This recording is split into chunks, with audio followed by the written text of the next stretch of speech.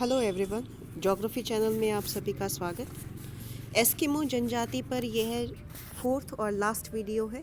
अब से पहले वाले वीडियोस में हमने एस्किमोस के हैबिटाट वो कौन से इलाकों में पाए जाते हैं, उनका रहन सहन, उनकी शारीरिक संरचना, शिकारों की विधियाँ, अलग अलग मौसम में वो अलग अलग विधि से शिकार करते हैं, उनका खान पान, इन विषयों पर चर्चा करी थी। आज इस लास्ट वीडियो में हम एस्किमो जाति के समाज और उनके वातावरण से समायोजन और आधुनिक संस्कृति से संपर्क के संबंध में चर्चा करेंगे। So let's begin.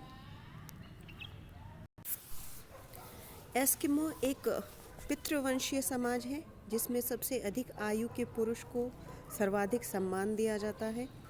वृद्ध पुरुष प्रत्येक समूह के बड़े लोगों में सर्वाधिक योग्यता वाला व्यक्ति होता है। वह व्यक्ति उत्सवों समारोह में अध्यक्षता करता है और सदस्यों पर इसका विशेष अधिकार रहता है। वह मछली पकड़ने का स्थान का चयन करता है। प्रत्येक परिवार के लिए उचित स्थान निश्चित करता है कि वो कहाँ पर अपने टेंट स्थापित करेंगे, कहाँ पर अपने इग्लू बनाएंगे, कहाँ पर आखेट करेंगे। वह आखेटकों को विभिन्न दिशाओं की ओर भेजता है और प्रवसन के समय वे छोटे परिवार इकाई में विभाजित होकर भिन्न भागों में यात्रा करते हैं। वह उनके मिलने का स्थान भी निश्चित करता है। जब वो शिकार के लिए अलग अलग स्थानों पर अलग अलग दिशाओं में जाते हैं तो वो उनका समय और स्थान निश्चित करता है कि वो आखेट के बाद में वापस कौन से स्थान पर आकर मिलेंगे। शिकार सामग्री उस वृद्ध पुरुष को सौंपती जाती है और उसकी पत्नी इसका बंटवारा करती है। शिकार में उपयोग में आने वाली सामग्री जाल, नाव, समूह की संपत्ति होती है, किंतु कभी कभी व्यवहारिक दृष्टि से वस्त्र, आखेट के काम आने वाले व्यक्तिगत शस्त्र परिवार और व्यक्ति की संपत्ति होती है। एस्किमो जनजाति एक में बहुपति प्रथा यानी कि पॉलीगैमी का प्रचलन है और ये लोग भूत प्रेतों में भी विश्वास रखते हैं, लेकिन बहुत ज़्यादा प्रकृति प्रेमी होते हैं और प्रकृति पूजा में विश्वास रखते हैं। गर्मी की ऋतु में एस्किमो के अनेक दल आपस में मिलकर उत्सव और समारोह मनाने के लिए एकत्रित होते हैं। ऐसे समारोह में इनमें आखेट और युवाओं के बीच शक्ति परीक्षण और जादूगरों के बीच जादुई शक्ति की प्रतिस्पर्धाएं आयोजित की जाती हैं। एस्किमो साइबेरिया में मौन व्यापार यानी कि साइलेंट ट्रेड करते हैं, यानी कि एक जनजाति के लोग दूसरे जनजाति के लोगों से आपस में वस्तुओं का प्रयोग में आने वाली जैसे मांस का, कपड़ों का आदि इन इत्यादि चीज़ों का आपस में एक्सचेंज करते हैं, ट्रेड कर लेते हैं, मौन व्यापार करते हैं। टुंड्रा प्रदेश में जीवित रहने के परंपरागत ढंग से एक विशेष संस्कृति को जन्म दिया है। एस्किमो लोग युद्ध से अनभिज्ञ हैं।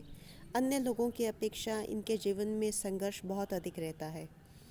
जब शीत ऋतु कठोर और अंधकारमय होती है और भोजन की कमी होती है, ऐसे समय में जो परिवार सबसे वृद्ध आदमी होता है और अशक्त आदमी होता है जो कि अपना ध्यान स्वयं नहीं रख सकता, ऐसा एस्किमो जनजाति में प्रचलन है कि बहुत ठंडे ऋतु में जब भोजन की बहुत अधिक कमी हो जाए तो सबसे वृद्ध आदमी रात में चुपचाप अपने इग्लू से निकलकर और सुसाइड कर लेता है, आत्महत्या कर लेता है। ठंड में उसकी स्वाभाविक मौत हो जाती है। ये इन जनजातियों में एक तरीका है कि खुद को बलिदान करके, जो सबसे वृद्ध आदमी है वो स्वयं का बलिदान करके जो परिवार के यंगर जनरेशन है, जो जवान पीढ़ी के लोग हैं, उनके लिए भोजन बचाते हैं। वातावरण से समायोजन अपने प्राकृतिक वातावरण से एस्किमो लोगों का अनुकूलन एक सुंदर उदाहरण है। अपने निकट की सामग्री का उपयोग कर गुंबदाकार हिम निवास या इग्लू बनाते हैं। इनके जीवन में ये जिन भी चीज़ों का प्रयोग कर रहे हैं, मकान बनाने के लिए, जैसा कि हमने देखा सर्दियों में ये बर्फ़ के टुकड़ों से इग्लू बनाते हैं और गर्मियों में ये जिन जीव जंतुओं का शिकार करते हैं उनकी खाल से ये अपना तंबू बनाते हैं। इनके कपड़े भी जिन पशुओं का ये शिकार करते हैं उनकी खाल से बनते हैं। उसी के ब्लबर का प्रयोग ये लोग ईंधन के रूप में करते हैं या रोशनी के लिए करते हैं। और इनका जीवन में प्रयोग में आने वाली हर एक चीज़ इनके प्रकृति के आसपास मिलते हैं। हालांकि अब इंफॉर्मेशन टेक्नोलॉजी, प्रौद्योगिकी अभियांत्रिकी के प्रभाव व्यवहार का उदाहरण यह प्रकट करता है कि किस सुगमता से इग्लू का निर्माण किया जाता है। स्लेज गाड़ी बनाने में वॉलरस की अस्थियों का उपयोग करते हैं। हिम जंजाओं और हिम पर सूर्य की किरणों के पड़ने से होने वाली चमक से आँखों को बचाने के लिए ये लोग आँख कवच का उपयोग अनुकूलन के अन्य उदाहरण हैं। जब सफ़ेद बर्फ़ पर सूर्य की किरणें पड़ती हैं तो उसकी रोशनी बहुत तेज़ होती है और उसे अगर हम डायरेक्ट आँखों से देखें तो आँखों को नुकसान होता है। तो इसके लिए ये आँखों के ऊपर एक कवच या आई शील्ड का प्रयोग करते हैं। एस्किमो वर्तमान में जैसे जैसे यूरोपवासियों और अमरीकियों के संपर्क में आते जा रहे हैं, वैसे वैसे इनकी जीवन शैली भी धीरे धीरे परिवर्तित होती जा रही है।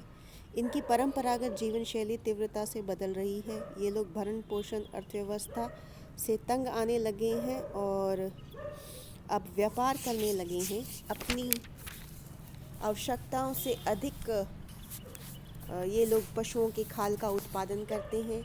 इनके प्रदेश में खनिजों के भंडारों का पता लगने के पश्चात अब ये लोग आग्नेय शस्त्रों का उपयोग करने लगे हैं। खदानों, हवाई क्षेत्र, रडार स्टेशनों के निकट पूर्व निर्मित भवनों में निवास करने लग गए हैं। अब मॉडर्नाइजेशन, आधुनिकता का इन जनजातियों पर काफ़ी प्रभाव दिखने लगा है। इनके रहन सहन, इनके वस्त्र आदि भी अब आधुनिक होने लग गए हैं।